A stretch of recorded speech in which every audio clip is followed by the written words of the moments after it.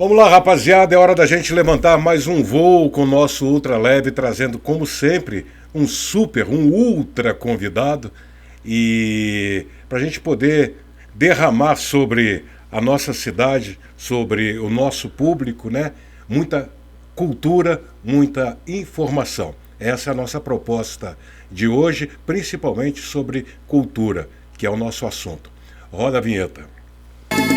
É hora de receber mais um convidado ultra especial. Tem conversa boa, curiosidades, particularidades e muita opinião sobre tudo que rola na nossa cidade. Apertem os cintos porque o Ultra Leve está pronto para decolar com mais um passageiro ultra legal.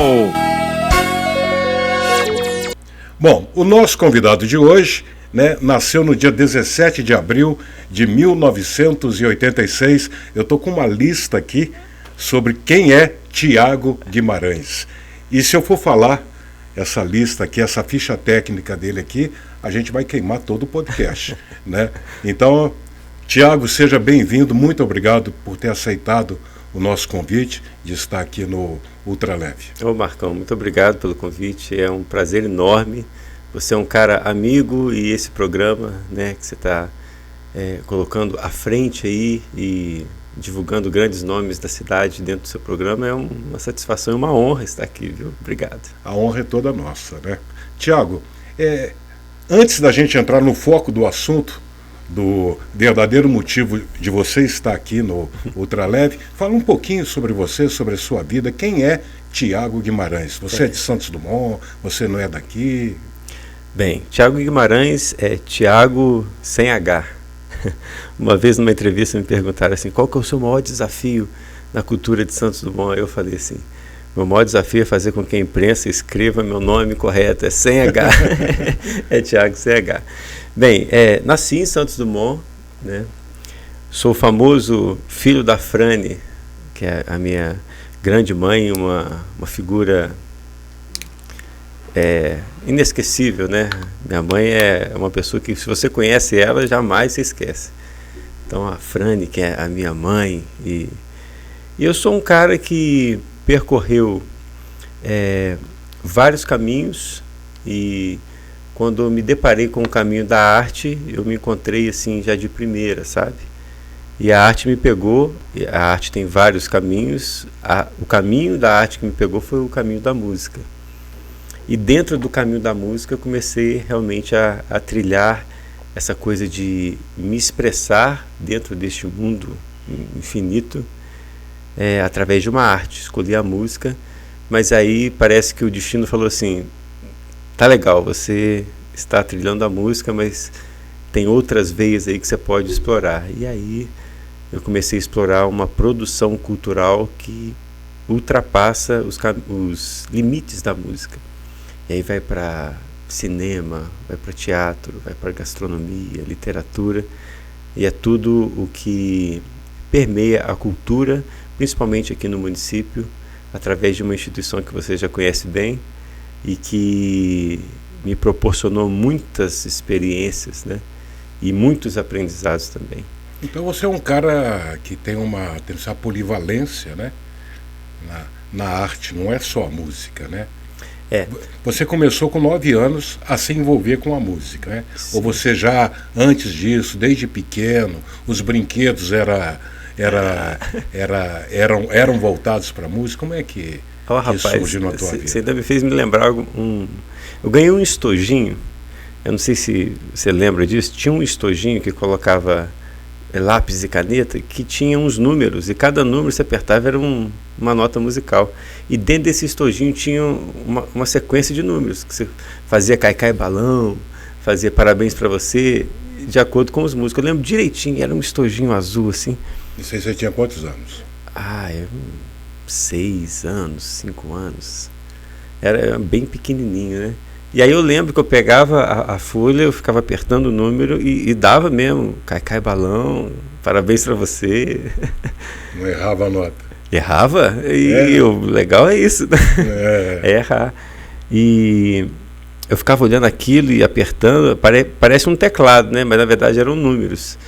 instintivamente ali que começava, né, o meu despertar para a música, porque quando se esgotava as músicas do papel, eu ficava tentando tirar de ouvido, né, alguma outra coisa através dos números. Mas a música mesmo, o meu primeiro instrumento, pode parecer estranho, mas foi um violão. Acho que foi com uns 9 anos. Eu tive um primeiro professor, que foi o Claudinei de Sá. Ele morava em frente à minha casa e ele tinha um violão, ele tocava violão e ainda toca. Inclusive hoje eu toquei com ele. Ele me chamou para a casa dele e começou a me dar uma aula. Foi uma aula de 3 meses, assim, eu levava um caderninho e ele me mostrava as posições do violão. Foi você quem pediu ou ele que percebeu? Não, ele me talento? chamou. Ele me chamou. Falei, não, vem cá, vamos estudar violão. Eu falei, olha, então vamos. Você nem sabia o que era? Não sabia de nada, E aí ele me chamou, um violão enorme, né? Um menino de 9 anos, franzino. Eu peguei aquele violão ali, comecei a tocar. Mas foi assim, um período de 3 meses. Aí depois, eu não sei porquê, não deu continuidade. E eu só fui me encontrar com a música quando eu entrei no conservatório. Eu entrei com um amigo meu que eu tinha, que hoje é falecido, Rafael, e a gente começou a ter aula de flauta doce e piano no conservatório com 11 anos de idade. E aí a flauta doce que me dava aula era a tia Rejane, né, do conservatório. Era o máximo. A flauta para mim, assim, eu pegava a flauta, tocava e assim, me encontrava, só que eu era muito malandro. Era aquela flauta doce ou a transversal? Não, era doce, transversal lateral. Mas essa, assim, de frente era doce. Mas eu era muito malandro. A tia Regiane sempre fala que quando começava a aula, dava 5, 10 minutos, eu saía para beber água, eu ia lá naquele pátio, que era do estacionamento do antigo Salles, né? E lá tinha um pé de ameixa, eu ficava lá pegando ameixa. Esquecia da música. Aí esquecia da aula, mas eu voltava na aula da tia Regiane com um saco de ameixa, e ela, menino, assim, muito malandro na época, né? Agora, nesse período aí que você começou com o violão, e depois você foi para o Johann Sebastian Bach, né? Teve o teatro também aí, né? Entrou o teatro na tua sim, vida. na igreja, né? A igreja, ela é como se fosse uma incubadora de talentos, né? Então, dentro da igreja, que é uma comunidade, você tem a oportunidade de experimentar várias artes. Você pode cantar, você pode dançar, você pode apresentar teatro, pode se enveredar pela música. E antes mesmo de eu entrar no grupo de louvor da igreja, eu experimentei o teatro. E tem uma peça que era muito famosa na época, que a gente até fez uma turnê, né, nas escolas, Vieira Marques, a gente passava, né, em todas as escolas, chamava O Rei dos Heróis Enfrenta o Bicho Papão. E eu era o Juca, que era um papel dentro da peça, e ali tinha um bicho papão, e aí cada hora entrava um herói, entrava o Superman, entrava o Chapolin, entrava o Batman.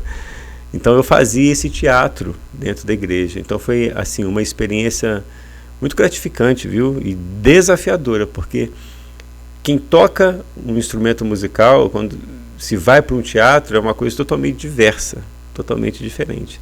Então esse período a gente fez várias apresentações em São João del Rei, experiências assim infinitas que eu guardo na memória afetiva com relação ao teatro. São João del Rei, né? Uhum. E aí eu já aponto para o assunto. Você tem uma relação com o Milton Nascimento, né? Ou com a escola dele? Como é que é isso? A escola do Milton. A Bituca, quando surgiu, na primeira turma, assim quando abriu a inscrição, a gente foi os primeiros alunos a se inscrever.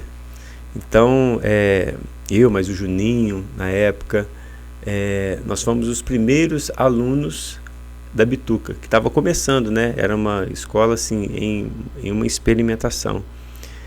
E lá eu encontrei grandes professores, grandes mestres, né? O Milton Nascimento, ele é o padrinho da escola. E dentre esses professores que foram assim disruptivos na minha vida, tem um que eu gosto de ressaltar, que foi o Jan Guest, que é um professor húngaro que eu tive, que ele fez uma divisão da minha imaginação do que é a música e do que é ser um cidadão. Então o Ian dentro da Bituca ali foi não só para mim, se você falar em Ian dentro da Bituca, muitos alunos que passaram por lá tem o que falar do Ian. Tipo assim, nossa, realmente é um grande professor, um grande ser humano. Você conversava com ele, ele pouco falava de música e muito falava de vida. E aí que eu percebi que a música ela é só um detalhe da vida, né? Quando a gente é adolescente e está desenvolvendo no instrumento, a gente acha, né, que nossa, um instrumento, olha eu aqui tocando. Busca fama. Não, é aquela coisa. Ele não, ele abaixa a bola. Assim. A linguagem é outra. Outra, é a vida primeiro. A música é você sair de casa e comprar um pão. A música é você conversar com uma pessoa na esquina. A música é você ficar sozinho no seu quarto. Então a música não é só palco. Ele fez um negócio comigo e com outros. Acrescento aí que a música também, porque eu trago isso comigo, é uma maneira de você falar aquilo que você não consegue falar. Você consegue cantar, compor, escrever uma música, né? Música, teatro, pintura, escultura. A arte ela é uma extensão de uma expressão que você não consegue dizer verbalmente. Ela é uma extensão. E quando você externa o que está dentro e não consegue verbalmente, você cria um produto, seja ele audível, seja ele visual. Este produto é que te dá a possibilidade do encontro. É o que eu sempre falo assim, a arte ela é um motivo para o encontro. A gente está aqui por causa da arte, né, nesse podcast. Mas, por exemplo, se eu fosse um desenhista, fizesse um desenho e colocasse uma exposição, e aí todo mundo vai na exposição. Aquele momento de encontro de todo mundo, a exposição é só um motivo para o encontro. Porque se não fosse a arte, facilmente falando, a gente viveria assim dentro de casa, ou ia para o trabalho. Não ia. A arte ela é um pretexto para o encontro. Eu acredito nisso. E quando você tem algo dentro, você transforma o que está dentro em arte. E a partir do momento que sai de você, ela vira um motivo do encontro. E a arte ela tem vários prismas. É um prisma que aponta para vários locais, né? Pode ser a arte através da música, igual você falou, sim, do desenho, a poesia. Sim. Pode ser a arte de fazer um jornal. Total. Né? Design. Dizer, um design, né? Quer dizer, a arte é isso. É você se comunicar através da criação. Exatamente. Eu tô errado. Não, está totalmente certo. Um designer, assim, quando ele pega, por exemplo, um jornal, para ele diagramar aquele jornal, para ele ser visualmente satisfatório para o leitor, é a mesma coisa que o Niemeyer faz com o concreto. Com o concreto. É a mesma coisa. Ou o jornalista com um texto. É a mesma coisa. Ou o músico com o arranjo de uma música. Arte é criar. É criar. Entendeu? E aqui nós somos, a gente vive no berço, né, do maior criador, que é Alberto Santos Dumont, né? Eu acho fascinante. Aqui em Santos Dumont eu sempre vi um berço de grandes talentos, entendeu? Mas parece que eles não entendem isso, Tiago. Entendeu? Sabe como é que você vê essa situação? Você é um cara da arte, né? Que cria, que produz, né? Que se comunica muito bem, né? Num meio onde essa cultura ainda não foi sacada como tem que ser sacada. Entendeu? Como é que você lida com isso? Qual que é a sua visão sobre isso? O que precisa melhorar? O que falta? O que já foi feito? Qual que é a sua visão? Quando eu era mais novo na música, eu percebi da grandiosidade do município sem saber. Porque quando eu estava começando com música e ia tocar, por exemplo, no encontro de bandas em outro lugar, em outra cidade, aí reunia muitos músicos, né, músicos de várias cidades. Aí quando eu chegava conversando em rodas de música, assim, você é músico de Santos Dumont? Aí todo mundo falava assim, ué, Santos Dumont não, Santos Dumont é berço de músico. Mas eu não entendia muito isso. Eu pensava que Santos Dumont é berço de músico porque tem muito músico, mas não. Depois eu fui entender que Santos Dumont é berço de músico, mas é berço de grandes músicos. Então, depois eu fui entender, realmente pesquisando e conhecendo mais a fundo a história do município e a arte do município, é que Santos Dumont tem uma lista enorme de grandes músicos. Mas que você pesquisou e descobriu. E descobri, mas instintivamente, quando eu me apresentava em outras cidades, quando eu falava que era de Santos Dumont, as pessoas mesmo, sem eu falar nada, falavam. Santos Dumont, nossa, Santos Dumont é celeiro de músicos. Então não é à toa que fala isso, né? É um município, e aí só com a música. Eu acredito que se eu trabalhasse com teatro e fosse para outro município, falariam também do teatro, tipo de Longuerra, por exemplo, né? Quando você fala em teatro, assim, pessoas relacionadas ao meio artístico em diversas áreas, sempre tem uma referência. E Santos Dumont, assim, eu acho que a ferrovia contribuiu muito para isso, porque ela trouxe diversidade econômica, diversidade intelectual e possibilitou que o município crescesse de uma forma que até hoje a gente ainda não viu. A minha geração não viu a efervescência cultural que gerações antes da minha viu. Por exemplo, um Cine Vitória ativo, em que entrava no Cine Vitória o Nelson Gonçalves e Dalva de Oliveira. Cine Brasil, que é mais antigo, trouxe muita coisa boa. Exato, que eram expoentes do Brasil, não regional. Hoje, se eu falar com você, qual é o espaço em Santos Dumont que traz um expoente do Brasil aqui? A gente ainda não tem. Eu falo ainda porque eu sou bem otimista, né? Mas a nossa geração, ela não viu a efervescência cultural ainda que Santos Dumont já abrigou. Então, quando eu, depois de uma geração totalmente efervescente, me torno um músico artista e saio dos perímetros urbanos e vou para outro município, alguém fala assim: nossa, Santos Dumont é celeiro de músico. É porque na cabeça dessa pessoa, ou na história intelectual da pessoa, ela sabe que dentro do município realmente efervesceu a arte e a cultura. Tanto na música quanto em outras Mas você artes. falou aí de uma época de ouro aqui da cidade, né? Que eu pressuponho, né? Tenha sido ali na década de 40, 50, 60, 70, eu vi algumas coisas, né?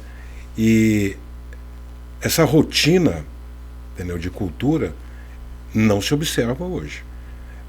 Outro dia eu coloquei uma foto no Facebook, você até mandou uma mensagem para mim, da orquestra de música do Patrocínio, Maestro, Maestro. Patrocínio, em que estava lá meu pai tocava violino, né?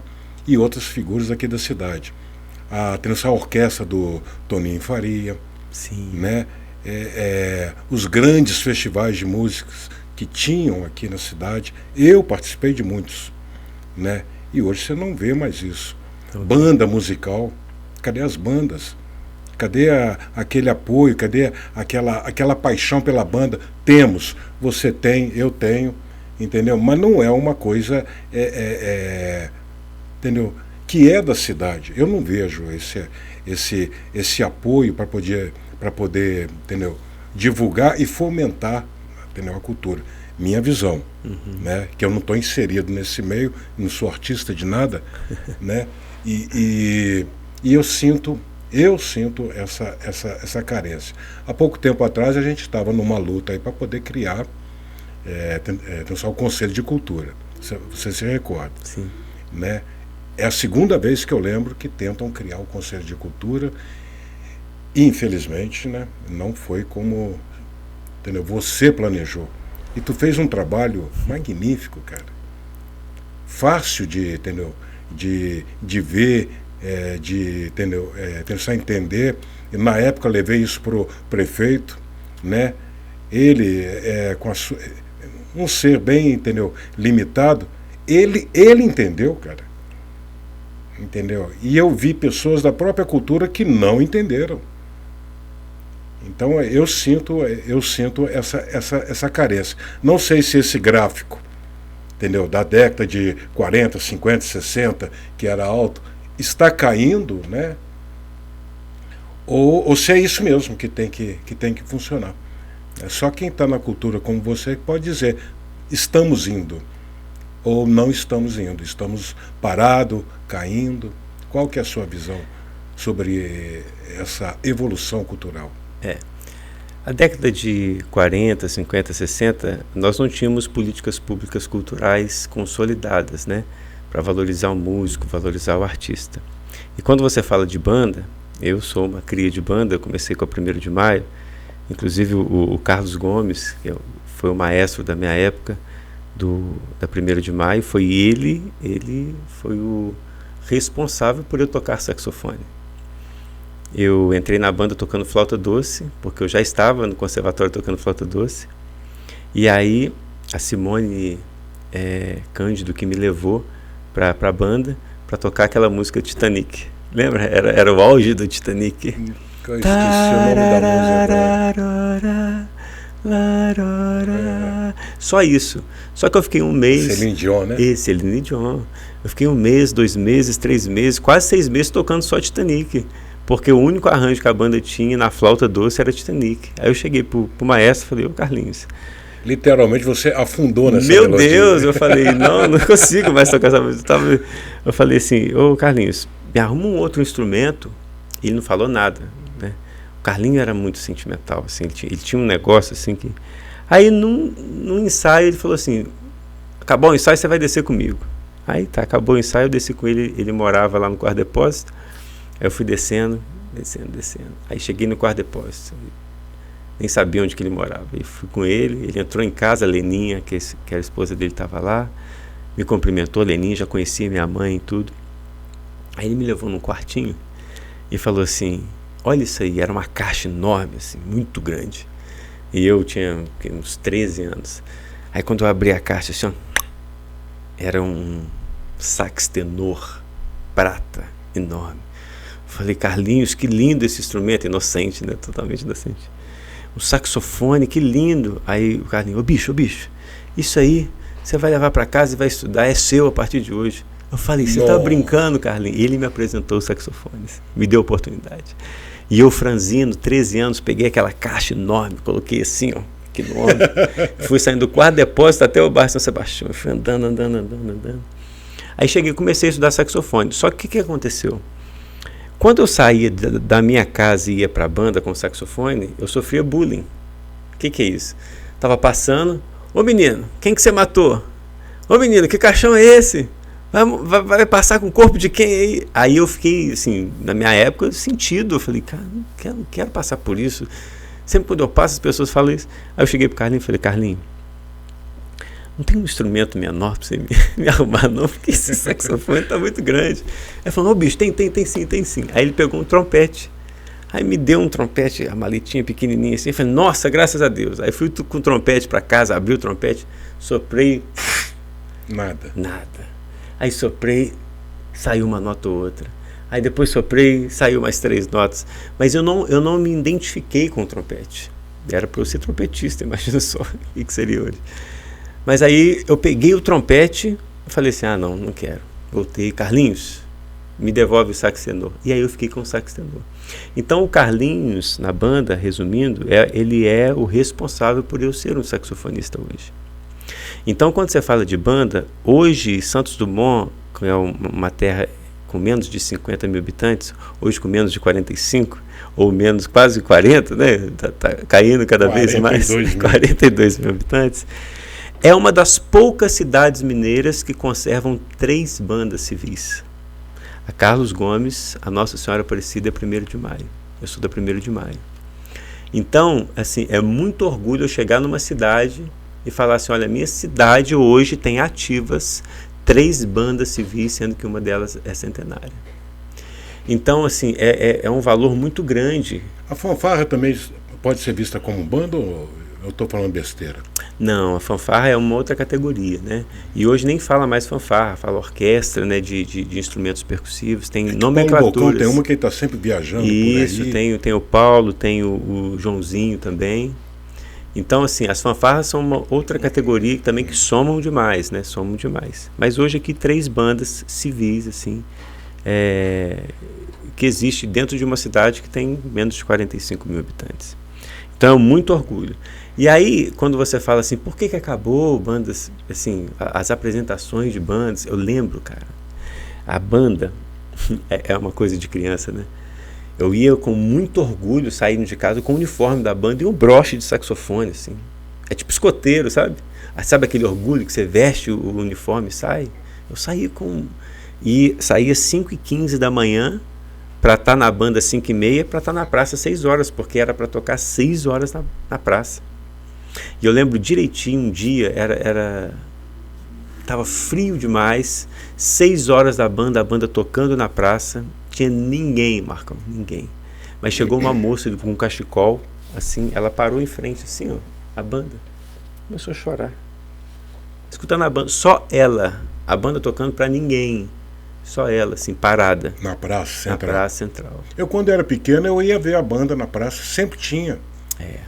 Entendeu? Então, assim, vários fatores somaram para enfraquecer esse movimento. Um deles, que eu bato muito na tecla e falo, que foi a remoção do coreto. Cidades do interior de Minas Gerais têm como símbolo de Praça Central um coreto. A gente não tem um coreto mais, né? E o coreto, eu lembro quando ele foi removido e o porquê foi removido. Por quê? Você não lembra? Não, o porquê eu não sei. Eu sei quando ele foi removido. É tipo assim, o coreto, ele abriga muitos andarilhos. Tem gente pendurando roupa no coreto. Mas ao invés de tratar Ocupar. Ocupar e tratar o motivo, o que eles fazem? Ele arranca o coreto. O problema é o coreto, vamos tirar o coreto. No Centro Cultural, há uns anos atrás, eu cheguei a fazer matérias sobre isso, estava ocupada por só usuários de crack, andarilhos. Seria o caso, então, tirar o Centro Cultural de lá. Tirar o trem, o que fizeram? Ocuparam. Ocupação. E o restauro, né? Porque hoje a gente vê uma estação, por exemplo, integralmente restaurada. Com a sua assinatura, né? Vamos falar a verdade aqui, porque o que você lutou por aquilo ali, eu acompanhei de perto. Integralmente restaurada, integralmente ocupada e com uma estrutura de teatro que hoje muitas pessoas estão sendo beneficiadas, e justamente porque aguardaram muito tempo para que o restauro fosse entregue. Foram 6 anos. E 6 anos, sendo que no meio destes 6 anos teve uma pandemia. Então você imagina com a gente, você aprova um projeto no valor tal, entre uma pandemia, sem nenhum preparo, os valores triplicam dos materiais e insumos, e a gente tem que readequar para conseguir fazer uma entrega muito legal para o município. Então foram 6 anos ali dentro da estação, assim, desafiadores, e que eu aprendi muito, cara. Ali eu aprendi demais, não somente estruturalmente, na questão do restauro, que eu não tinha essa noção. Para mim, Marcão, eu vou te falar, vamos fazer um restauro. Isso aqui tá estragado, tira tudo e coloca, restaura. Não, se isso aqui, esse pedacinho aqui, pode recuperar, você descarta tudo e vai tratar esse.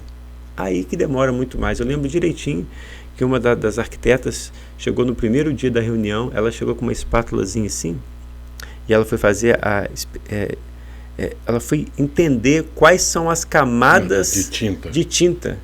E aí ela foi tirando 1, 2, 3, 4. Acho que ela chegou até a 5ª ou a 6ª, não sei. Falou, essa aqui é a última. E ela mostrou na minha frente, assim, na frente da equipe, qual que era a última camada de tinta que o prédio tinha. Eu olhei aquilo e falei assim... A primeira cor que foi pintada, A primeira cor que foi pintada. Então, assim... restauro é diferente de reforma. Isso eu aprendi lá. E dentro desses anos eu aprendi, além do restauro e além da reforma, eu entendi o que é uma política em cima de um bem como a estação. Ela é o coração da cidade, culturalmente falando. Não somente porque está central, é porque ela é a única ferramenta que tem um teatro hoje em dia que pode abrigar todas as atividades culturais de forma central. A estação central, ela é um coração cultural hoje em dia. E metaforicamente a gente pode falar que quando ela surgiu, ela foi o coração do desenvolvimento da de São economia, João, total. Da nossa economia, que tudo chegava ali. Total. E agora está chegando a cultura. E por que não falar que a cultura também é economia? Se você souber trabalhar a cultura, ela gira economicamente. Por exemplo, vamos ver que você traga ali artistas que da região são reconhecidos. Você vai gerar economia. O turismo.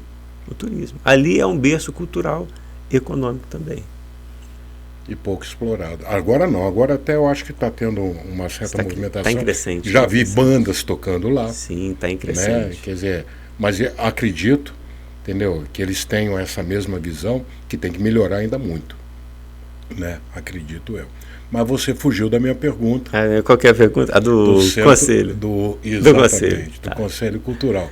Você acha, entendeu, que é esse mesmo, entendeu, o caminho, ele precisa ser reordenado para que... Eu vejo, às vezes, Tiago, naquelas reuniões que a gente foi, o que eu vejo, vi, né, foi uma disputa desnecessária, entendeu? Enquanto eu via você, eu via Léo Barroso, entendeu? Sem aquele apego, sem aquela vaidade, e querendo que se montasse o Conselho Cultural, porque é ele que queria dar essa base para todos os artistas aqui da cidade. E eu não percebi essa unidade, entendeu? Parece que tem uma divisão. Eu senti isso, né? Tanto que quando foi escolher tendo só o conselho, eu até me retirei. Você também depois saiu, não é?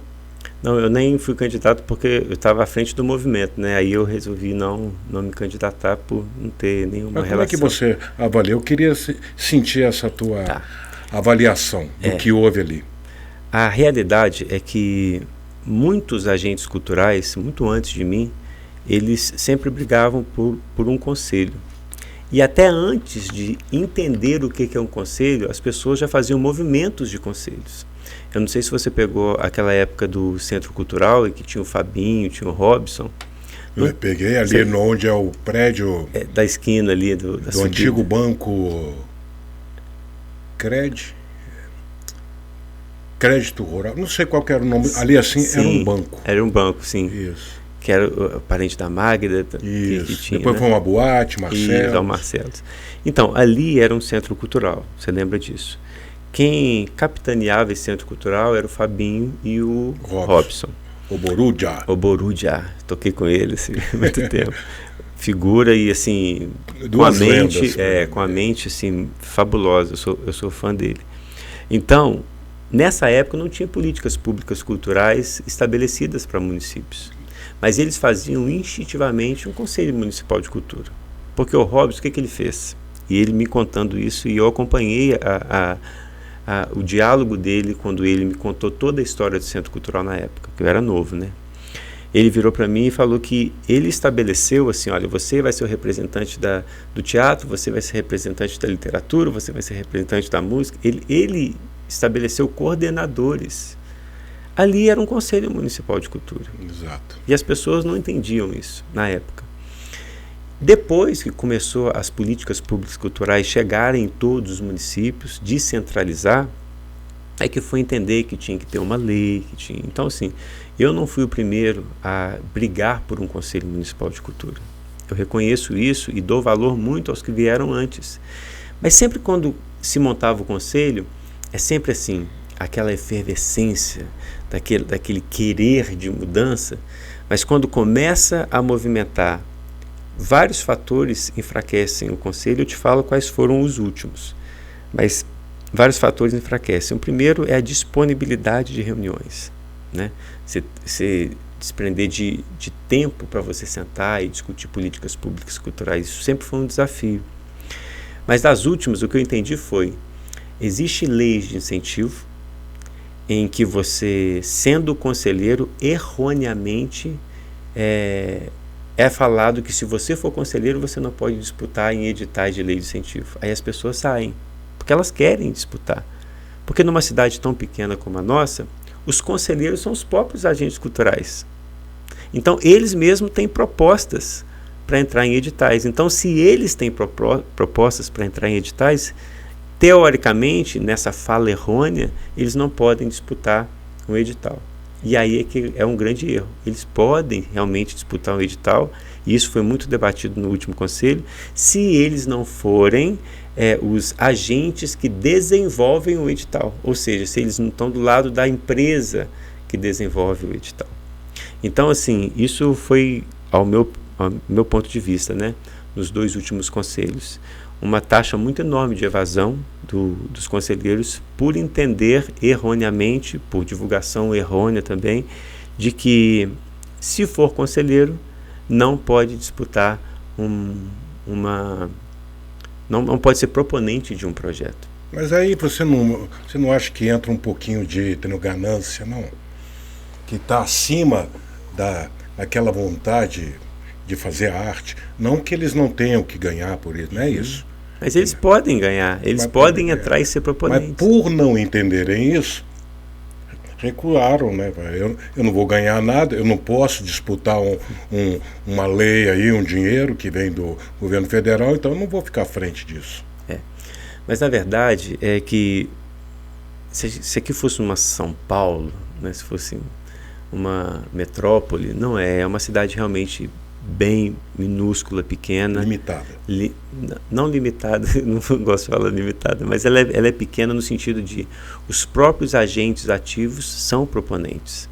Então, quando você levanta uma bandeira e fala assim, vamos montar um conselho, quem se levanta e quem se estende a mão para fazer são as pessoas agentes que fazem cultura. E quando acontece um edital, elas querem ser proponentes. E elas podem ser proponentes. Mas a lei não está errada, não? Poderia... Não, ela pode, e pode. Ela pode? Ela pode. O que eu estou dizendo é que, erroneamente, nos conselhos passados, é que pulverizaram essa notícia de que não poderiam, mas poderiam. Você só não pode concorrer se você está do lado ou parceiro de uma empresa que está fazendo edital. Porque senão você pode ser beneficiado. Você fala assim, olha, faz um prêmio aí para um projeto que é igual ao meu, que aí eu vou entrar. Aí não pode, né? Isso aí está totalmente errado. Mas um conselheiro, ele pode ser proponente de projeto se ele não tiver junto com a elaboração de um edital. Mas você não acha que com a falta do conselho, isso aí depõe contra essa evolução que a nossa cultura precisa? Um conselho é fundamental. Né? Inclusive ainda há o conselho. Apesar que você nasceu como artista e não tinha conselho, não teve ninguém para te falar, vamos seguir por esse caminho. O conselho, ele é muito assim, por exemplo, o município tem uma verba de 100 mil, né? E o que vai fazer com esses 100 mil? O conselho é um dos primeiros órgãos a ser consultado para entender, porque dentro de um conselho existe representantes da sociedade civil e do poder executivo.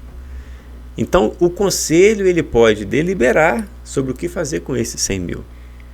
Então, é fundamental. Hoje, infelizmente, a gente ainda não tem um fundo estabelecido com verba, como uma lei de incentivo, com uma verba própria para o município. Ainda não tem. O município. Tem noção, um projeto aí, né, Gilberto, a lei já existe. Existe a lei que define o conselho, que define o fundo, e que define também o nome do fundo, que é o Gilberto Germano. Foi um grande, né, incentivador da cultura. Mas ainda não está em vigor, né? Não está em vigor, porque tem que ter o conselho, tem que ter um plano municipal de cultura, e esse plano municipal de cultura é o que a gente sempre briga para fazer. Briga no sentido de temos que fazer. É um plano que vai reger o município durante, por exemplo, 10 anos. O que o município precisa? Por exemplo, nós fizemos um mapeamento cultural em 2014, se não me engano. Na minha cabeça, ouvindo tanto, quando eu era mais novo, que aqui é celeiro de músico, na minha cabeça a maioria daqui é músico. Aí fui fazer um mapeamento cultural, bairro a bairro, batendo na porta, né, perguntando, tem algum artista aí, anotando. E muitos. Fiz uma parceria com o IFE, né, porque muitos agentes do IFE visitando casa em casa. Você sabe quem ganhou? Assim, disparado, mas muito disparado de lavada, o artesanato. O artesanato? Artesanato. Então, talvez a gente nem conheça a nossa cidade, porque na minha cabeça era música. Quando eu fui ver no gráfico, porque tudo é estatística, né? Tudo é número. Falei, o artesanato nesse bairro ganhou. Nesse bairro o artesanato ganhou. Nesse aqui ganhou. Quando foi compilar, a música estava pequenininha, o gráfico do artesanato estava enorme. Falei, gente, então aqui é uma cidade artesã. E não é explorado isso, né? Então, eu já vi aqui 2 feiras de artesanato. Então, quando você vai perceber uma cidade e vai ter um conselho municipal de cultura que entende a cidade, quando chega uma verba de 100 mil, como é que vai ser essa divisão de 100 mil? Vai beneficiar 80% só para músico e 20% vai dividir entre teatro, literatura, artesanato? Está errado, porque não conhece a cidade. Tem que conhecer a cidade para que o conselho possa ajudar nessa repartição de verba pública. Então, enquanto não tiver esse conselho, fica tudo travado. Bem, o conselho tem, né? O que tem que ter é um plano. Se a cidade é... O conselho está funcionando? Está funcionando. Quem está à frente do conselho? Hoje, quem está à frente do Departamento de Cultura era o Léo, né, o ano passado. Hoje é a Amanda Amorim. Ela é a chefe do Departamento de Cultura. Então, ela está capitaneando o conselho. Parece que está tendo um movimento de renovação de algumas cadeiras que foram... né, exatamente. Então, o conselho é uma utopia falar que vai existir um conselho muito sólido durante muito tempo, porque tudo é líquido, né? E até grandes conselhos de grandes cidades é assim. Tem, claro, aquelas figuras base que ficam no conselho, mas uma ou outra cadeira vai saindo, outras vão entrando. Que muda também, igual o Léo saiu para... Tudo muda. Né? Vai mudando o governo. Até a própria gestão. Tem que se adaptando, né? Exatamente. Tem que ser um conselho nômade. Exatamente. Mas eu acho que o mais importante do que o conselho é conhecer a cidade. E a gente só conhece a cidade com um mapeamento cultural. O mapeamento cultural é a ferramenta mais eficiente para você definir onde você vai colocar uma verba pública. É mapear. É um assunto longo, a gente longo. Tem que esticar isso. Diante disso tudo, o que eu queria mesmo saber de você é como que você vê em Santos Dumont esse potencial artístico. Entendeu? Qual que é a sua visão sobre Santos Dumont? Realmente é uma terra de artistas, entendeu? Que precisam ser valorizados. Em que setor? Entendeu? Além do artesanato que você acabou de falar, teatro, eu vejo cinema aqui na cidade, a música, é claro, né? Como é que você avalia isso? Bem, todas as expressões artísticas, elas são potenciais em qualquer município, dependendo do nível de eficiência do município para aquela arte. Então, se você pegar um município de 2.000 habitantes, tem potenciais artísticos diversos. Tem alguém que vai dançar, tem alguém que vai cantar, tem alguém que vai desenhar, tem alguém que vai pintar, tem alguém que vai esculpir. Em Santos Dumont, parece que tem potencial em tudo, cara. Tudo. E eu tenho... A vida é só uma, né, Marcão?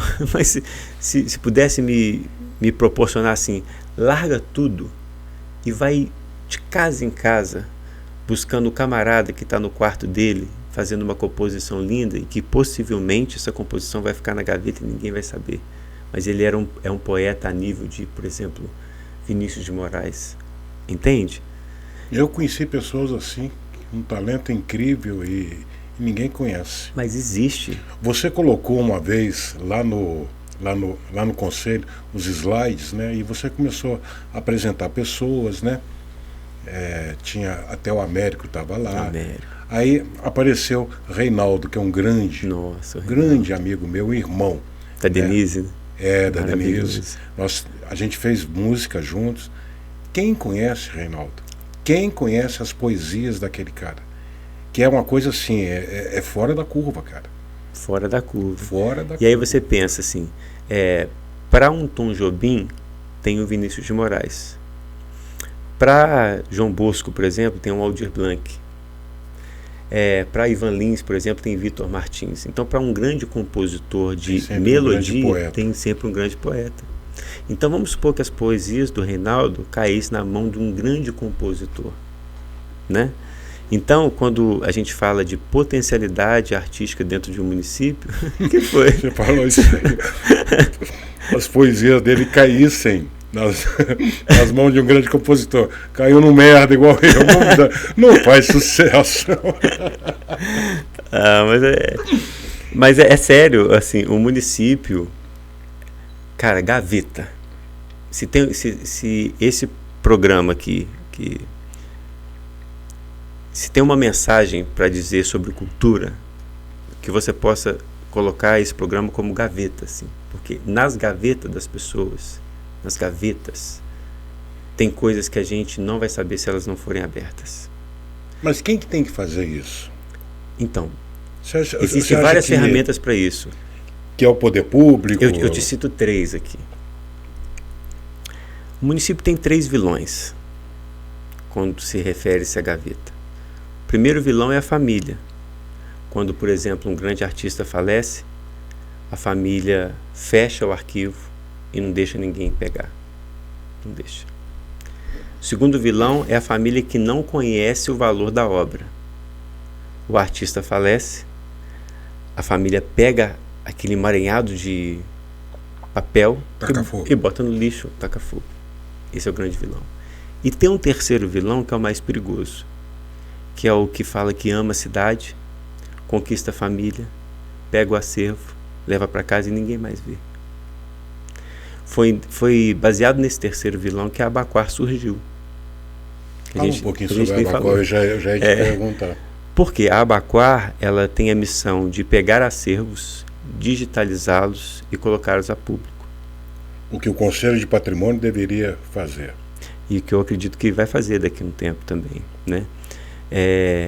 Tem que digitalizar, por vários motivos. Um, porque digitalizando você coloca o mundo em contato com o documento. E se acontecer alguma coisa com o documento, está resguardado digitalmente. A imagem está salva. Está salva. Se pegar fogo, se roubar. Então, quando esses três vilões que eu citei aqui, eles atingem um arquivo muito importante, eu te falo do Itamar Vidal. Sabe o Itamar Vidal? Eu lembro, ele foi um radialista fenomenal e um cara que eu conversava com ele, sabia de tudo musicalmente, o que acontecia. Ele falava que estava escrevendo um livro, né? Assim, eu não sei como que está o acervo dele, mas assim como ele, tem muitos outros acervos de várias pessoas no município. Então esses três vilões atacam assim: ou a família resguarda o arquivo e não deixa ninguém, ou a família desconhece a importância, queima, ou um cidadão que fala que ama o município vai na família, conquista a família, pega o acervo e ninguém mais vê, porque a pessoa pega e leva para ela. Então a Abaquar, ela surgiu por isso, porque ela quer pegar algum acervo, digitalizar e entregar para o patrimônio público. Porque o patrimônio público vai ter um acesso localmente, quem for visitar, e a Abaquar vai dar o acesso mundialmente, porque a internet é mundial. Poxa vida, se tivesse uma lei, né? Seria tendo uma ideia. Passou isso aqui na minha cabeça. Se tivesse uma lei, o cara fez alguma coisa para aquela cidade, automaticamente ele já está tombado. Aí ninguém poderia pegar aquilo. Fica por conta do Estado. Entendeu? Se é o município tomar conta daquilo. Tipo, o Itamar já tem uma história na cidade, tudo que é dele é do município, não é mais da família, né? Mas tinha que ter um pouquinho de força de vontade política. Eu acho que conquistar a família é o melhor caminho. É fazer com que a família reconheça o valor do seu parente, né? Olha, você teve um pai que foi crucial na cultura do município, então é interessante que a família ceda. Porque a família, ela tem que participar dessa valorização cultural, documental do pai, do avô, do tio. Tem que ter um desenvolvimento cultural que não tem na cidade, que eu sempre falei contigo isso. Por mais que você plante a cultura, o cara não conhece a cultura. Como é que ele vai se alimentar de algo que ele não conhece? É um trabalho de formiguinha. Eu acredito que essa passagem nossa aqui, né, Marcão? Vai somar. Vai somar. Porque, como o Chico Buarque fala, futuros amantes, quiçá, se amarão sem saber o amor que um dia eu deixei para você. Aperta comigo, nossa, lá disso, cara. Mas o Chico Buarque fala isso. Então, assim, futuros pesquisadores, por exemplo, hoje nós somos os pesquisadores contemporâneos, mas existiam os pesquisadores independentes, Luiz Mauro, Gilberto Germano, essa galera. Eu estendo o tapete para o Luiz Mauro e essa galera toda. Porque eles realmente foram as pessoas que garimparam. Você sabe que todo o acervo do patrimônio foi porque o Luiz Mauro e os pesquisadores independentes pegaram o arquivo que estava julgado no lixo. Acho que já estava para ser queimado. Estava num banheiro, eles pegaram, acho que saquearam na época, e depois entenderam que ele tinha documentos importantes e virou o arquivo público. Imagina, cara, se não tivesse essas pessoas. Seria uma cidade de menos de 50 mil habitantes que não tem arquivo. Eu tenho minhas críticas ao arquivo público. Eu acho que ele não está sendo cuidado como deveria ser, mas eu entendo também que existem limitações políticas, humanas e de conhecimento. Igual você falou, tem aquela família que tem aquele acervo, mas não sabe qual o valor daquilo. Exatamente. Então acredito que esteja nesse patamar aí. Deixa eu te perguntar uma coisa, senão o nosso tempo também vai embora. Vamos conversar. Eu quero falar contigo sobre a Feira do Choro, Degusta Dumont, Doses de Cultura e Arte, Leiturama, que eu fiz muitas matérias sobre Leiturama, Abacoa, você já deu um ensaio aí de falar, Teatrama SD, a Mostra de Cinema.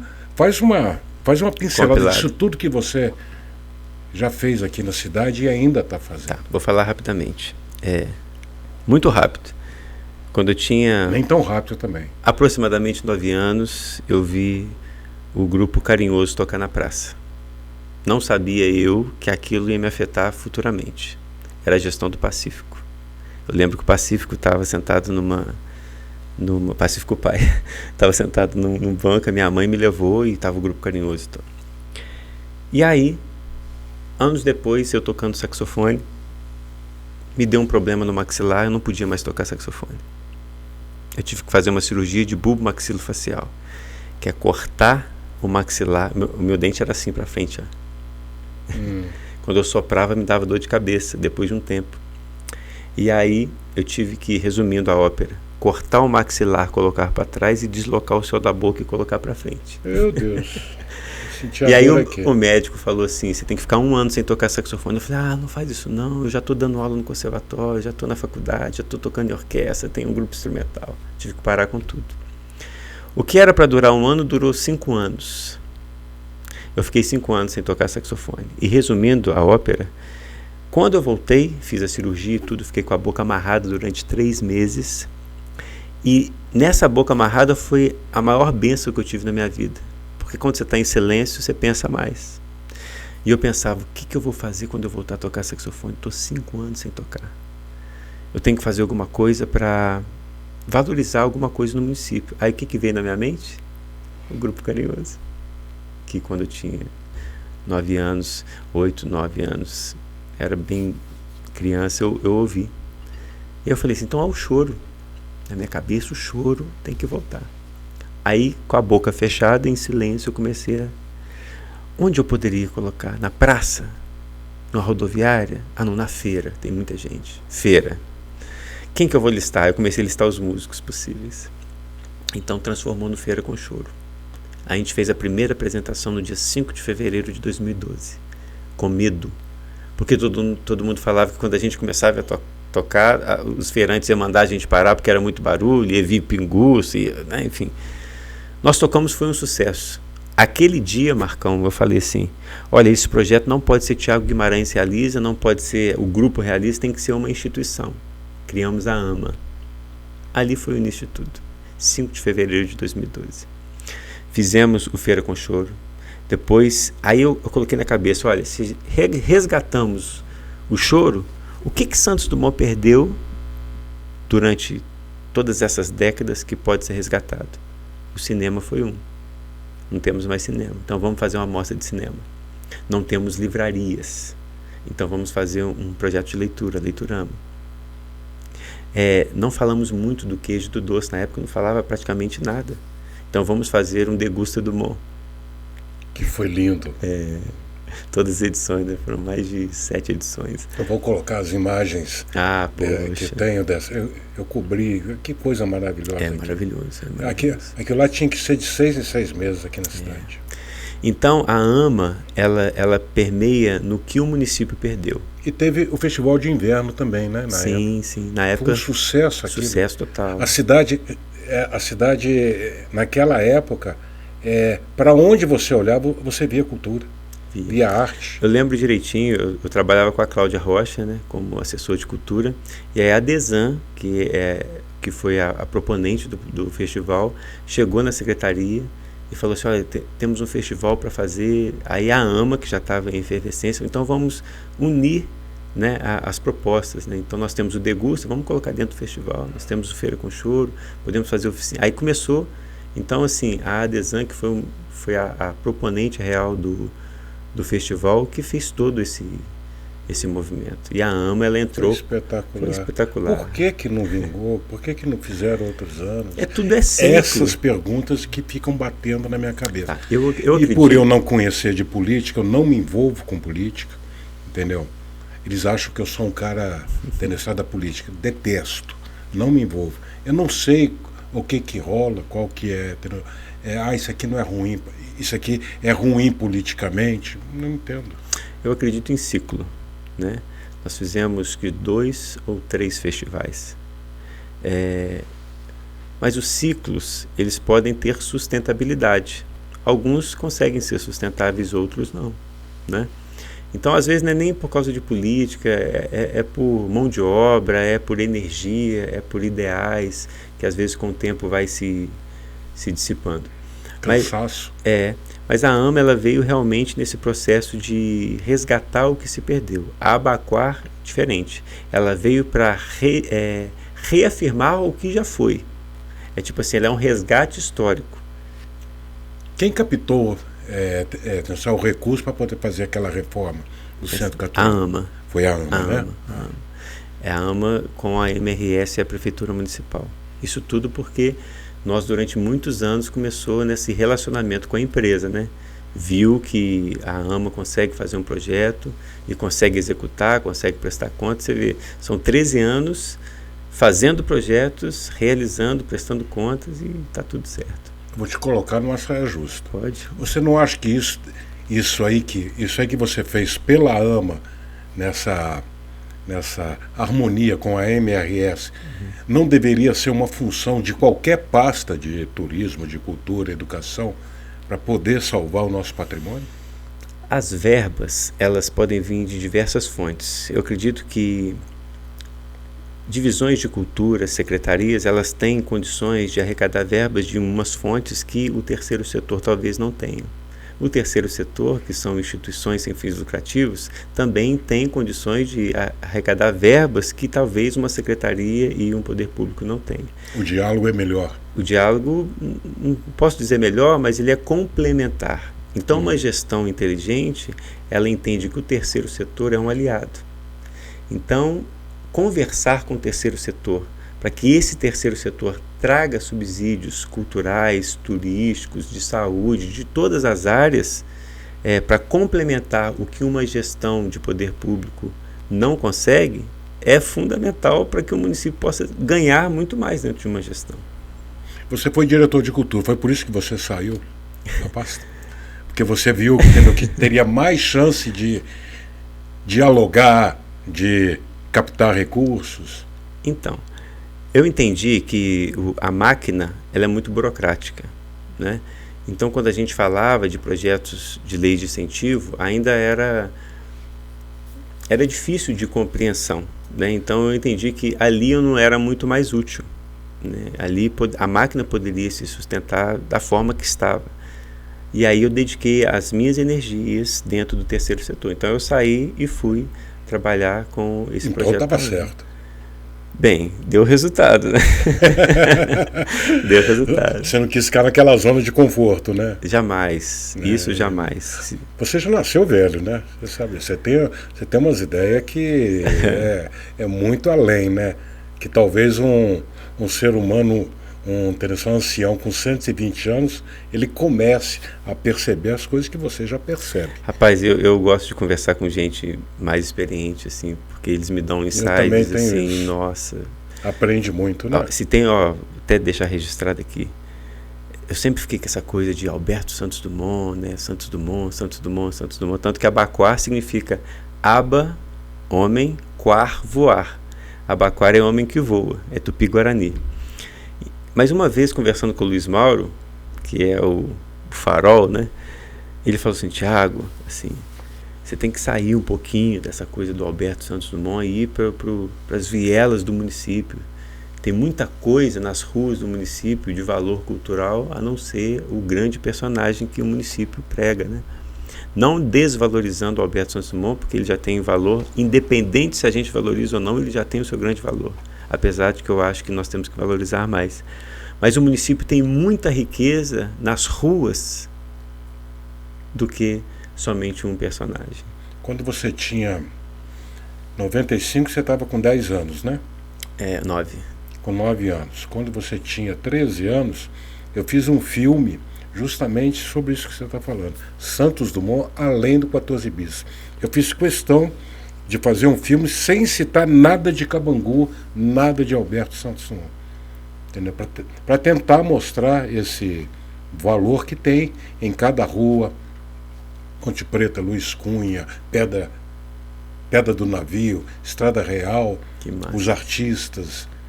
Né? Eu busquei fazer isso e eu lembro que eu coloquei, na época não tinha telão de LED, né? Era uma tela, um retro projetor.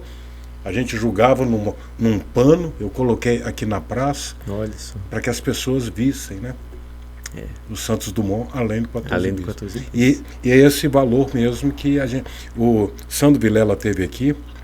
Nós falamos muito sobre o Museu de Cabangu, né? E eu falei com ele, cara, você acha que o Museu de Cabangu é o suficiente para poder salvar a nossa cidade, o turismo da nossa cidade?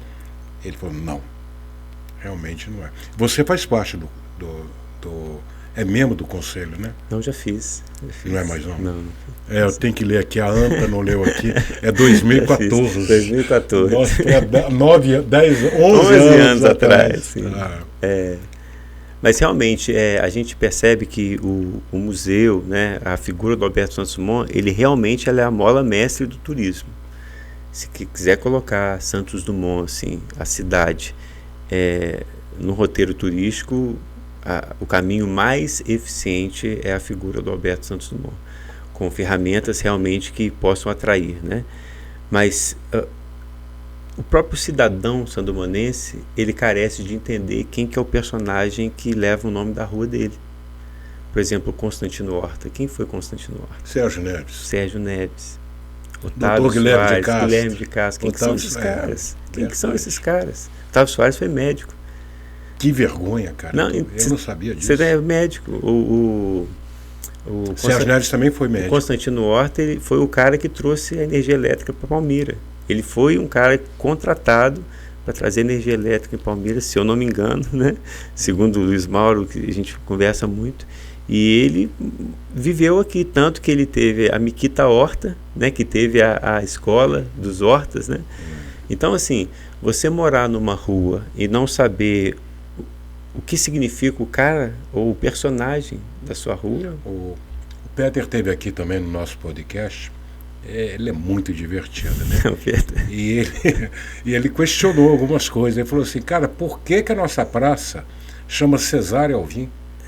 O que esse cara representa para nós? Quem foi Cesário Alvim? Eu te falo.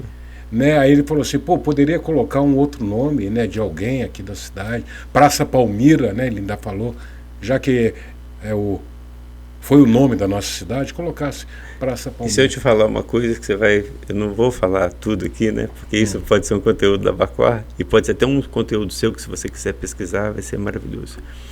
O que a nossa praça tem a ver com o Chico Buarque? Isso. Essa, já ouviu essa? Não. E tem tudo a ver. Tudo a ver. Depois eu vou te fazer uma outra pergunta. O que a nossa praça tem a ver com Sá e Guarabira? Sá e Guarabira? Não é só você não. Mas com o Chico Buarque tem tudo a ver, porque o Cesário Alvim, se não me engano, ele foi o avô da mãe do Chico Buarque. Não. Entende?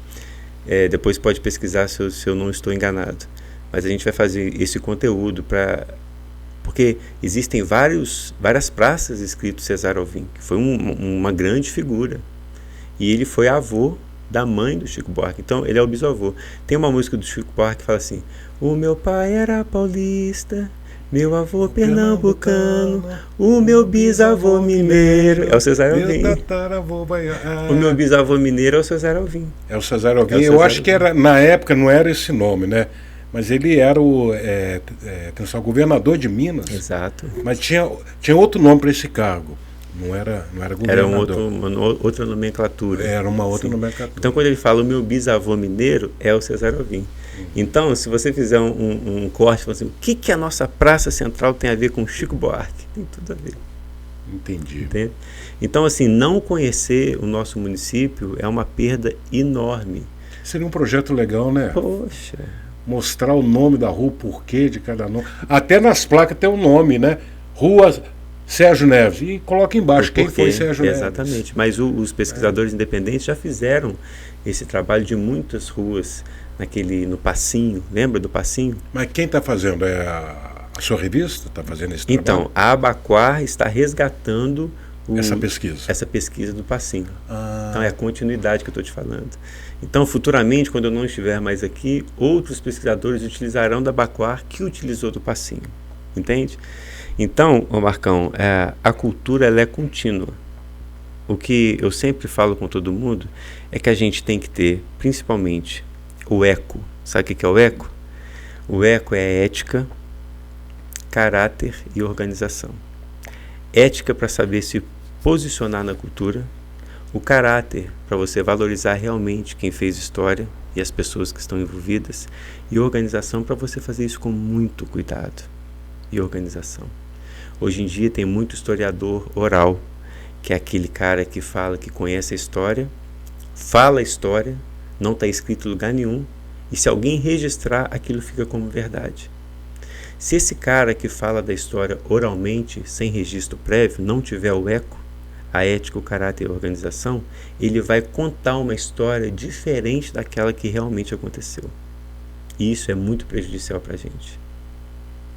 Torna verdade, né? Torna verdade. Porque ele conta oralmente para você que é um escritor, você que é um escritor registra em livro, e futuramente um estudante vai ler no livro e vai replicar. Ô, Tiago, você esteve fora do país, né? Sim. Como é que foi essa passagem? Foi lindo. Conta para nós. Bem, foi você com o teve, do... Deixa eu ver se eu consigo ler o nome disso aqui. Príncipe Eduardo, Conde de Wessex, é isso? Isso, não, isso aí não foi fora do país, isso aí foi no verdade. Rio de Janeiro. No Rio de Janeiro. Isso foi quando o Chorinho, o grupo de choro... Mas você esteve na França, né? Foi. Mas essa passagem aí foi quando a gente representou a música brasileira para um jantar com o príncipe. Como é que é esse nome aqui? Conde? Eduardo. Não, Conde de Wessex. Inclusive ele tem uma rede de hotéis com esse nome aí. É isso mesmo? Wessex? Assim. Não sei se é assim que pronuncia.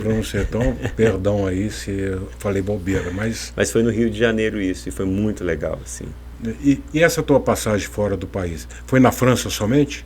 Foi em Paris, em Versalhes, né, que a gente foi. Legal ter ido lá, né? Onde você sabe, viveu Alberto Sanzemont. Não, e você não sabe o que aconteceu, porque geralmente... Deve dar uma vontade de falar que é de Sanzemont o tempo todo, Ivo, né? foi o que aconteceu. Nós fomos na fachada onde todo mundo tira foto. Só que eu e o Juninho, né, de Sacão violonista, a gente não contente, a gente entrou, porque lá hoje é uma loja da Apple. Pois é. Que ali era um hotel que Sanzemont ficava, né? Ali era a casa do Alberto Sanzemont. Era a casa dele mesmo? Era a casa. Aí agora, e hoje é o hotel da Apple. Hoje é a loja da Apple, né? Na loja da Apple. E aí tem os andares, né? Ele morava no andar de cima. E aí quando a gente chegou no primeiro, assim, que é o térreo, a gente tirou foto, né, na fachada onde todo mundo tira foto. A gente entrou e estava com a camisa do museu, né? E aí começamos a arranhar um inglês lá e que ninguém estava entendendo nada. Aí um cara identificou que era brasileiro. Brasileiro! Aí tem um brasileiro que trabalhava lá, tinha um brasileiro que trabalhava lá, que inclusive ele era mineiro. Aí chegou e falou assim, vocês são brasileiros? Eu falei, não, nós somos sim. Aí inclusive nós somos da terra do Alberto Sanzemont, onde ele nasceu. Aí o cara falou assim, aí a gente falou, não tem como subir pra gente conhecer realmente? Não, falou, não tem não, porque lá, né, é fechado, não tem. Não, mas por favor, a gente veio aqui, a gente veio para tocar, nós somos músicos, somos da terra. De tanto insistir, o cara falou, não, pera aí. Aí ele saiu assim, a gente ficou naquela tensão, vai, não vai. Quando ele voltou, falou assim, 2 pessoas. Aí era eu e o Juninho, vamos subir. Aí subimos uma escada assim. Quando chegou lá, a casa realmente dele, só que tudo loja da Apple, e tem quadros mantidos lá. Parece que alguém fez um filme disso aí, por isso que eu te perguntei isso. Filmou tudo, preservaram muita coisa. Preservaram muita coisa lá. E aí tem um escritório dele, onde ele ficava. Isso. E aí na hora que eu ia abrir, que eu botei a mão na maçaneta para abrir, o cara, não, tá tendo reunião aí, tava reunião da Apple. Eu ia abrir reunião dos diretores. Eu tenho uma foto assim, segurando a mão assim, da maçaneta para entrar, mas não podia entrar. Então, assim, foi uma experiência incrível, né? Incrível. E eles gostam, amam o Santos Dumont lá, né? Infelizmente, o europeu, quando você fala do Alberto Santos Dumont, ele não tem tanta referência atualmente. O Santos Dumont... Ele tinha uma outra visão. Não, ele não tem. Hoje em dia, não. O Santos Dumont, ele era o cara mesmo, assim, reconhecido, uma figura pública, onde todo mundo queria ir nos jantares, queria ir nas celebrações, queria a presença dele, mas não, assim, na atualidade. Na atualidade, assim, ele é um personagem, assim, na Europa, pelo que a gente percebeu, um pouco esquecido. Até aqui também, né? É pouco decepcionado, falado. Tá? Porque eu, para mim, tinha uma outra visão, de que lá ele era venerado. Principalmente na França. Não, né? Tem essa realidade lá. A gente foi no campo de Versalhes, onde eu ia te perguntar, chegou aí lá no campo? Chegamos aí. Viu onde é que o avião levou? Sim. E é o mesmo campo? Tá? Eu não sei porque... A energia que está no local? Mas eu não sei se essa energia vem da afetividade que a gente tem, do conhecimento que a gente tem. Porque quando a gente chega assim, realmente é um negócio que o corpo sente, né? Poxa, o cara teve aqui, o cara fez história aqui. Então, assim, o corpo sente muito. Eu quando coloquei o nome nesse podcast de ultraleve, cara, eu fico triste, né? Mas pouca gente, entendeu, sacou o porquê do ultraleve. Achou que era um assunto que ia ser leve, que era sobre voar sobre algum assunto, e que é também, né? Mas especificamente eu coloquei ultraleve porque foi um dos últimos inventos de Santos Dumont, né? Que massa. E digo assim, é o que deu mais certo, que é o que mais voou, do que até o próprio 14 bis, né? Essa que é uma grande sacada que você teve. Igual o duo que a gente tem, dirigível duo. Homenageia os dirigíveis, né? Eu acho que tudo que tem que ser, tudo que é feito aqui na cidade, eu acho que tinha que ter sempre uma referência a alguma coisa de Alberto Santos Dumont. Entendeu? Ainda não inventaram nenhum relógio, né? Aqui. Ô, Tiago, a tua história é longa, né? É longa. Entendeu? Se a gente for fazer um podcast para poder falar sobre a tua vida, pode resumir. Eu acho que nós temos que particionar isso, né? Mas eu acho que foi legal esse bate-papo com você. Deixou muito claro o que precisa ser feito pela nossa cultura, o que já foi feito pela nossa cultura, né? E o que existe, né? Aqui para nós, para os nossos artistas. Eu quero te convidar aqui para uma outra vez, para a gente poder falar sobre temas, igual o Robson fez quando estava montando lá o conselho. Você cuida só da música, você é só do teatro, você é só do... Então nós vamos falar só sobre teatro, né? Ótimo. E que eu tenho certeza que você tem uma mala cheia sobre isso, sobre cada assunto que a gente for conversar. Eu tenho uma experiência de teatro, assim, que eu não falei assim, até hoje em entrevista nenhuma, se você me autorizar. Eu era criança e nós íamos fazer esse Rei dos Heróis Enfrenta o Bicho-Papão em São João del Rei. Olha que louco isso. Era a primeira apresentação estreia do teatro. Era o Juca, personagem do teatro. Ficava no palco o tempo todo, ele era criança do teatro. E aí a boneca, que era a boneca do teatro, era um teatro céu aberto, né? Tinha um palco, mas a plateia ficava toda em céu aberto. E era quando começava a noite, então eles ligaram as luzes todas. E o palco todo de ferro. A menina, quando foi subir no palco, a Aline, lembro direitinho, ela botou a mão no corrimão para subir no palco e começou a fazer assim. Aí a gente lá de trás falou assim, olha, a Aline tá fazendo gracinha e tudo. E ela assim, para a plateia, assim. Um cara que percebeu o que estava acontecendo, ele pegou um bambu enorme, foi e deu uma bambuzada nas costas dela assim, pá! Ela caiu na escada. Sabe o que estava acontecendo? Ela botou a mão no ferro e estava tomando choque. Nossa, ela começou a entortar. Ela começou a entortar, assim, o cara que percebeu, porque tinha um fio desencapado na iluminação que encostou no ferro e passou a eletricidade para o palco inteiro, que era todo de ferro. Aquilo para mim foi tão impactante que eu esqueci todas as falas. E tinha que acontecer. Ela foi pega ali, a boneca, uma das bonecas principais do teatro. Foi levada para o hospital, o teatro tinha que acontecer. Nós subimos no palco, eu esqueci todas as falas, tive que improvisar tudo, as pessoas ajudando. Eu fiquei assim, foi um momento assim que me impactou demais. Foi a estreia. Você tinha quantos anos? Eu tinha uns 10 anos. Acho que eu tinha uns 10 criança. Criança. Eu esqueci tudo. Estou falando que você, criança, já era muito velho. Então, você mas já nasceu na peça eu era criança também, mas esqueci tudo. Assim. Então, essa referência de teatro, a força que o teatro tem e o impacto sentimental que ele te traz, porque me tirou do município de Santos Dumont para ir para outro município para apresentar e me provocou uma sensação e uma referência de experiência totalmente diferente. Então, assim, essa experiência eu lembro direitinho, eu conheço, né, todo mundo do teatro, a gente sempre fala nisso, nessa época que foi uma época muito boa, viu? A gente tem essa referência de, por exemplo, você está hoje aqui, se você falar assim daqui há 20 anos atrás, você fala, pô, época boa. Quando eu converso com o Conrado, por exemplo, que ele fala da época do social, do clique, do palmeirense, do Grêmio, que ele fala dos bailes da Carlos Gomes, cara, ele fala coisa pra mim que eu falo assim, cara, essa época era uma época muito boa. E ele fala realmente que era uma época que, por exemplo, ele falava assim, quando você puxava uma menina pro baile, não sei se você sabe disso. Não. Você paquerava um tempão. Mas tinha um negócio que ele fala, não sei se você pode me comprovar isso, que ele pegava a menina para dançar. Se a menina colocasse a mão no seu peito, ela não queria nada. Mas se ela te abraçasse, você poderia sair dali e ficar com ela.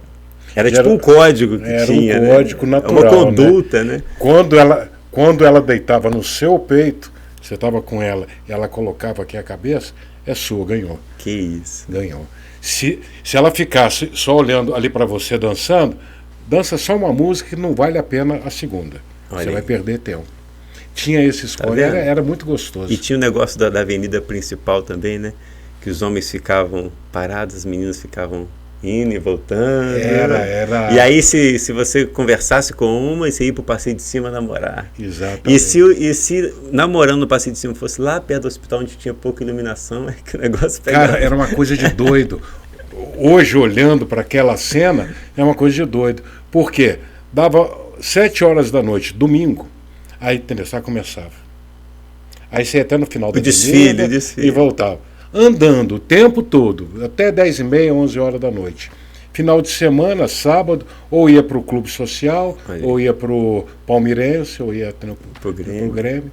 E quem não pegava nada ia para o Canela Roxa. Canela Roxa? Que lá alguma coisa ia salvar na noite. Era muito bacana essa cultura. Ninguém tem uma foto disso, né? Poderia terem tirado, né? Pode ser que tenha nas gavetas. Nas gavetas, né? Nas gavetas. O dia que o pessoal... o final de semana que todo mundo andava na avenida. Não era festa, não era carnaval, não era nada. Andava.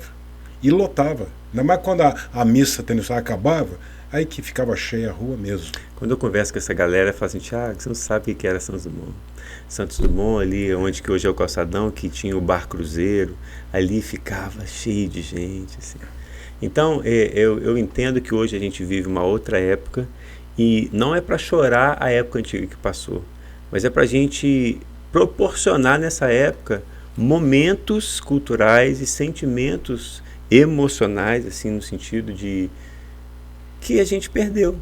Eu tenho a sensação de que daqui a 20 anos, eu estando aqui ainda, eu vou sentir saudade de hoje. Exato. Assim como hoje eu sinto saudade de ontem. Então aproveita hoje. Dê o máximo de você. Mas é porque o tempo, Marcão, o tempo ele não é cronológico, ele é sentimental. Por exemplo, tem décadas que passam em 1 minuto. E tem semana que parece uma década para você. De tão ruim que está aquela semana, você fala assim, nossa, essa semana não passa, parece que estou 10 anos essa semana. Mas tem 20 anos que passa que parece que é um dia. Você pisca, ontem eu estava fazendo a primeira locução do Bahamas, por exemplo. Nossa, isso é mesmo. Você está entendendo? Muitos anos. O tempo ele não é cronológico, ele é emocional. E daqui a 20 anos, realmente, a gente vai olhar para hoje em dia e falar assim, pô, Thiago, você lembra aquela época que restaurou de pouco a estação? Hoje está desse jeito. Pode estar melhor ou pode estar pior. Vamos acreditar que esteja melhor. Tomara. Tiago, muito obrigado. Agradeço. Vou deixar aberto aqui mais um convite, porque eu quero falar de muito assunto com você. Uma coisa que eu ainda quero bater um papo contigo é sobre a arte da fotografia em Santos Dumont. Uau. Entendeu? Que agora, com essas redes sociais, isso aí ficou muito latente, né? Ficou muito à mostra. Mas isso é antigo. Isso é antigo. O pessoal gosta de tirar foto aqui suas mãos. Meu pai tirava foto. Meu irmão tirava foto. Mas não tinha onde mostrar. E tem os fotógrafos profissionais do município, tem acervos lindos. Nossa Senhora. Ó, O Marcos Nenzinho. Rocha. Não, esse aí tem da antiga. O Haroldo. Nenzinho, o Haroldo, o pai da Sheila Naves. É o Haroldo. O Haroldo, isso. Tinha o Nilo. Nossa. Mauro Mendonça, que ainda é vivo. Márcio Mendonça. Entendeu? São fotos. Mas de hoje, que eu falo que tem artistas, Aline Barbosa, Niquinho, Marcos Lama. O outro é Marcos Guerra. Marcos Guerra também. Que tira foto também. Os irmãos Weiss. Sueli Brandão. Sim. Tem o Eric e o Christian, né? Então, a gente vai falar sobre isso. E cada um ele tem uma especificidade, né? Um é de natureza, o outro é de eventos culturais, o outro é de arquitetura. Eu gosto de tirar do céu. Eu tenho um telescópio, coloco a câmera ali, quando dá aquela lua azul, lua de sangue, eu fico só ali, tirando minha especificidade. Mas é sobre isso que nós vamos falar também. A gente vai falar sobre música, nós vamos falar sobre teatro, falar sobre fotografia, pintura, que nós não falamos nada sobre isso. E nós temos artistas aqui nessa área que é brincadeira, né? São pessoas muito boas.